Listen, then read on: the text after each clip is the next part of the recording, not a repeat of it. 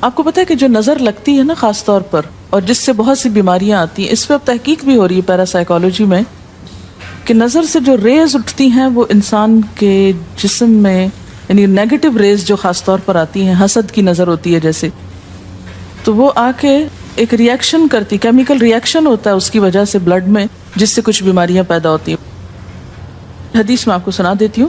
حضرت ام سلمہ سے روایت ہے کہ آپ صلی اللہ علیہ وسلم نے ایک لڑکی کے چہرے پر کالے پیلے رنگ کا نشان دیکھا تو آپ نے فرمایا اسے نظر بد لگ گئی ہے، اس پر دم کرو۔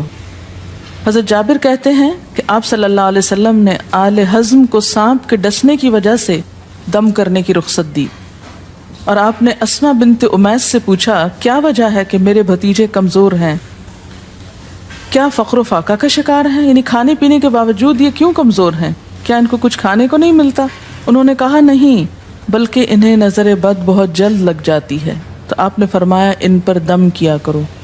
یعنی جس بیماری کی سمجھ میں نہ آئے کہ کھائے پیے بھی انسان جوان بھی ہو لیکن اس کو صحت ہو ہی نہ، کوئی ظاہری سبب معلوم ہی نہ ہو، تو ایسے شخص پر دم کرنا چاہیے۔ حضرت عائشہ صدیقہ کہتی ہیں کہ رسول اللہ صلی اللہ علیہ وسلم نظر بد کی وجہ سے دم کرنے کا حکم دیتے تھے۔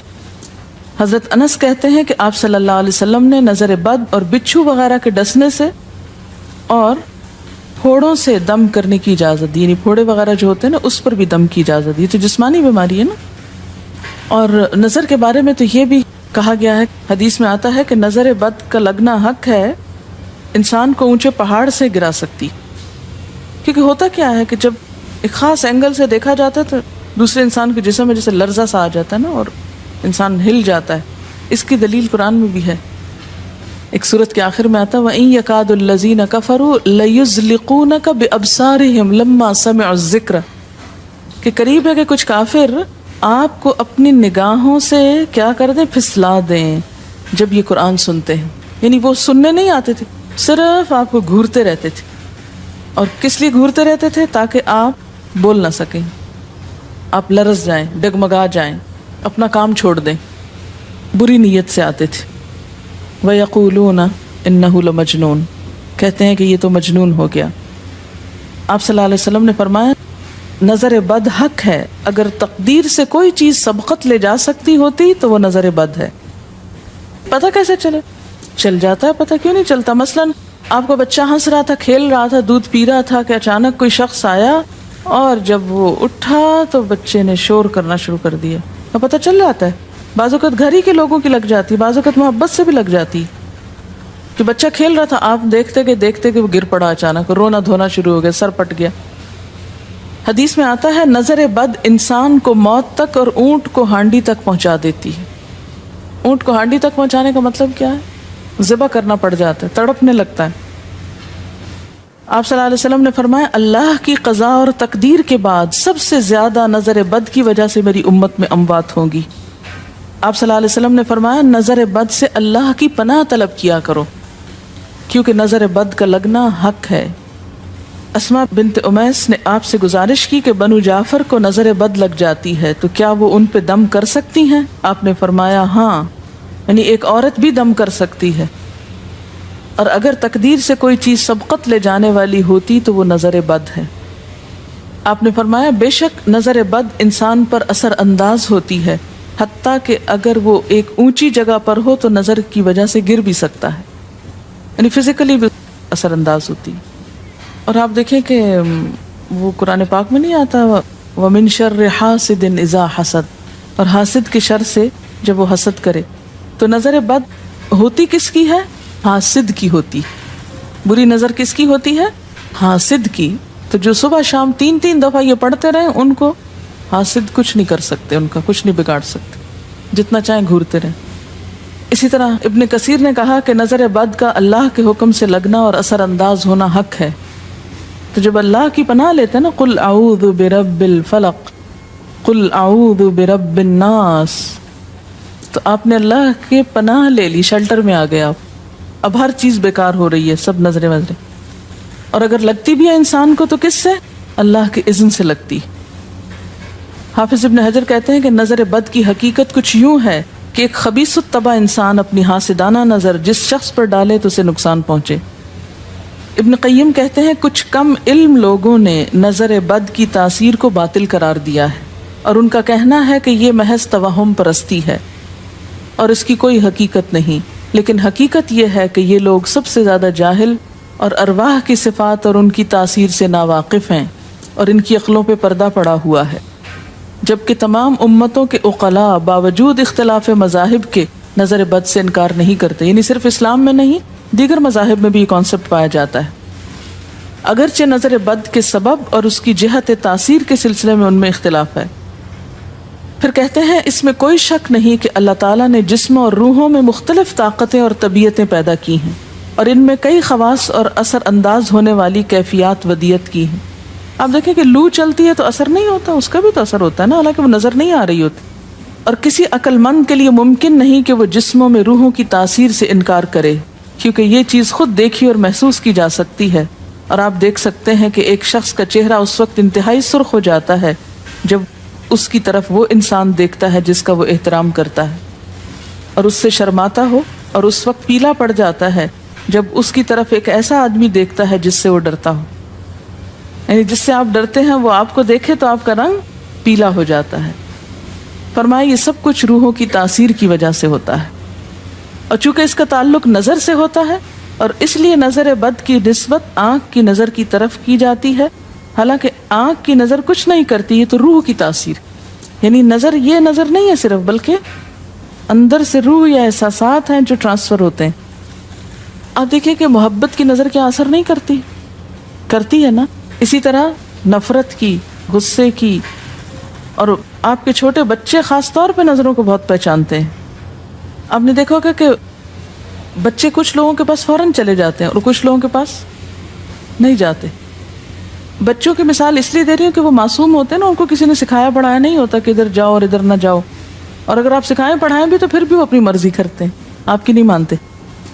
تو وہ ایک طرح سے بہترین جج ہوتے ہیں. بعض لوگوں کو دیکھ کے بچے رونے لگتے ہیں، بعض کو دیکھ کے مسکرانے لگتے ہیں.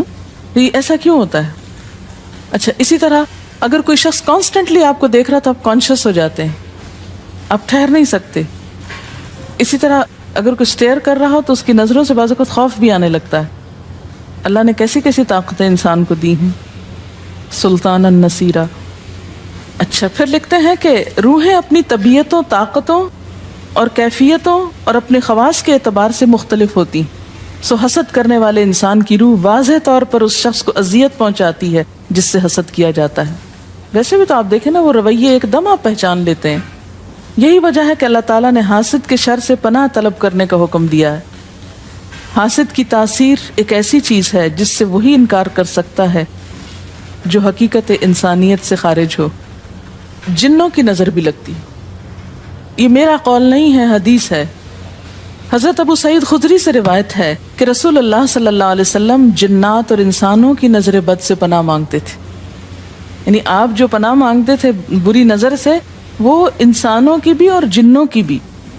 پھر جب معوذتین الفلق اور الناس نازل ہوئیں تو آپ انہی کو پڑھتے اور باقی دعائیں آپ نے چھوڑ دی تھی. یعنی قل اعوذ برب الفلق، قل اعوذ برب الناس، پھر سب چیزوں کے شر سے بچنے کے لیے کافی. یاد رکھیے بعض اوقات اپنی نظر بھی لگتی ہے، خود کو بھی نظر لگتی ہے.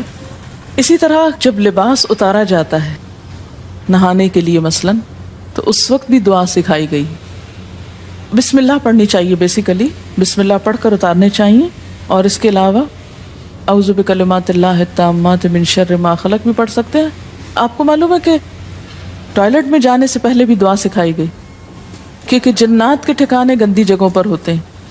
اللہم انی اعوذ بک من الخبث والخبائث، خبیث جنوں اور خبیث جننیوں، خبائث سے تیری پناہ میں آتا ہوں. یہ دعا کیوں سکھائی گئی؟